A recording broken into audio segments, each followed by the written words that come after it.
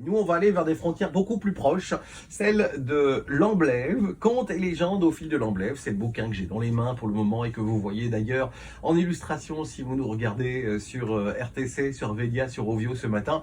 C'est Laure Virzy qui vient nous en parler. Bonjour Laure. Bonjour Olivier. Je dois peut-être vous surnommer par celle que vous incarnez dans ce livre parce que vous avez le grain de sel de... La sorcière blanche, Darinae. Je m'appelle Darinae dans l'album. Et donc derrière chacun des 8 contes et légendes qui sont développés et illustrés magnifiquement dans ce livre, vous venez un petit peu amener de l'explication par rapport à l'origine de chacune de ces histoires. Alors j'amène un petit grain de sel qui va être historique d'abord, et puis un petit grain de sel qui va parler de la symbolique des contes et de tout ce qu'on peut retrouver dans les symboles des contes, que l'on raconte au coin de la cheminée, mais en fin de compte, un conte est bien plus mystérieux que ça. Alors en 2017, il y avait déjà eu un premier volume qui retraçait plutôt les contes et légendes de la Haute-Amblève. Ici, on part de Stavelot et on va aller jusqu'à la confluence avec l'Ourthe.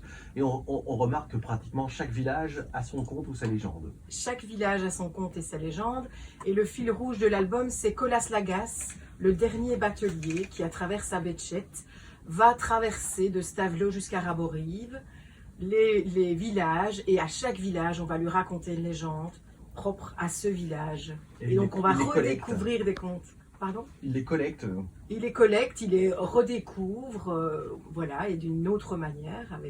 Est-ce que c'est des contes et légendes qui étaient encore connus dans le patrimoine immatériel, ou bien c'est des recherches que vous avez dû faire pour aller rechercher justement ces histoires? Alors, il y a des contes très connus, vraiment, et qu'on a racontés plusieurs fois, et ça, c'était vraiment une volonté pour nous, de pouvoir reprendre des contes qu'on connaissait de la région, et de pouvoir les remettre à un nouveau goût du jour avec des jeunes illustrateurs qui allaient apporter leur propre style et leur propre interprétation des contes. Alors, c'est pas toujours des contes avec une belle fin. C'est pas toujours des contes avec ou Disney. Ici, non, hein. non. Et souvent, les contes sont des contes d'avertissement. Il faut savoir qu'un conte, il va travailler la structure psychique. C'est pour ça que c'est important de les raconter aux enfants. Et il y a des contes même tragiques. Quand ça se termine pas bien. Et surtout quand ça se termine pas bien, c'est important de les raconter. Parce que l'enfant va s'identifier au héros et va trouver le moyen de pouvoir sortir de ses propres peurs. Et donc, ça va vraiment structurer la psyché de l'enfant. C'est très important de raconter les contes. Donc, il ne faut pas avoir peur de leur raconter ces histoires-là.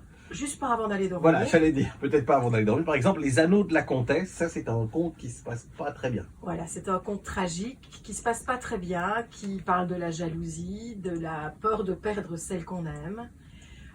Et donc l'illustrateur a osé montrer cette tragédie à travers ses dessins, et j'amène justement ce côté sur la jalousie, la confiance dans l'interprétation du grain de sel de la sorcière. Moi je passe tous les matins dans le village de Lorcé par exemple, là je vois le moulin satanique de Lorcé, je vais me méfier la prochaine fois que je vais passer parce qu'il s'est passé des choses dans le village. À mon avis, on n'invente pas une histoire comme ça sans avoir une base historique. Non, alors ce conte il parle beaucoup de la rumeur du moulinier, comme on disait avant, de ce meunier qui a eu la mauvaise réputation parce qu'un jour, un passant a vu une boule de feu sortir de son moulin et ça l'a suivi, cette boule de feu. La rumeur, elle enfle évidemment, et puis on s'imagine des choses. Il a perdu sa fortune à cause de ça. Voilà. Alors, on parlait d'illustration, il n'y a pas qu'un illustrateur, évidemment, il y a plein de pattes différentes dans ces contes. Oui, c'est ça. Certains en ont fait deux, d'autres un seul. D'autres un seul, donc il y a 5 illustrateurs. Avec des pattes vraiment différentes. Avec des pattes vraiment différentes et qui ont interprété les contes de manière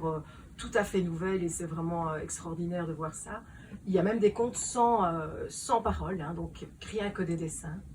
Et on peut comprendre l'histoire rien qu'avec ça, évidemment. Et puis on termine à chaque fois par le grain de sel de la sorcière blanche. Et ça, c'est votre contribution à cet ouvrage, Laure Virzy, qui venait nous présenter Contes et légendes au fil de l'Amblève. Moi qui adore toutes les petites histoires de village, etc., vous allez aller vous offrir ce bouquin qui est paru. Il est disponible dans toutes les bonnes librairies. Et il est disponible dans toutes les bonnes librairies de la région et encore partout. Voilà, merci d'être venu nous conter celui-ci ce matin dans Liège Matin. Qui de la Roye est là, et dans 4 minutes, on s'informe.